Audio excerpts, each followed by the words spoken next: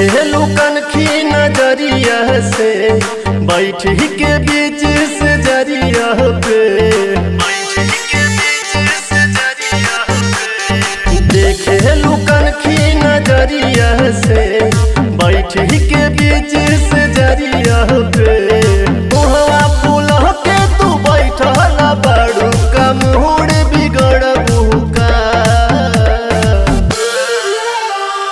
राती के मूड बनवले पानी तू मजा बिगड़ बुका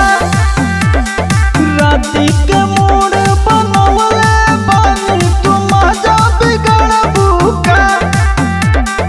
मजा बिगड़ बुका मजा बिगड़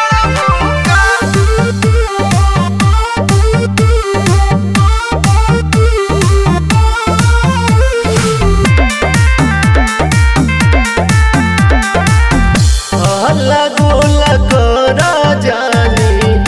ए हो मोर रहलिया देखी के तोड़ा पेला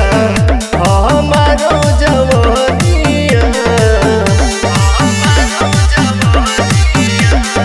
देखे लुकन की नजरिया से बैठ के बीच से जरिया पे दैया के महजा बिगड़ल हुए रानी का मूड बिगड़ बुका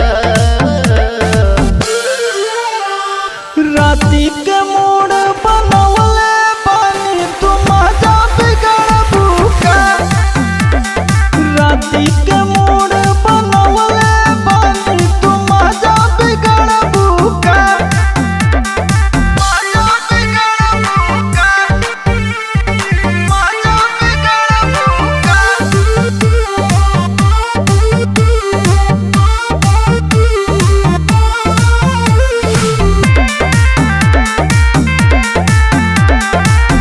दूधवा न लैलो धोनी भर तू गिलसिया हो कैसे बुझिए हो धोनी मन के पियसिया हो देखे लुकन की नजरिया से बैठ के बीच से जरिया पे मुहवा फूल के तू सहला बड़ू का मूड बिगड़ बुका राती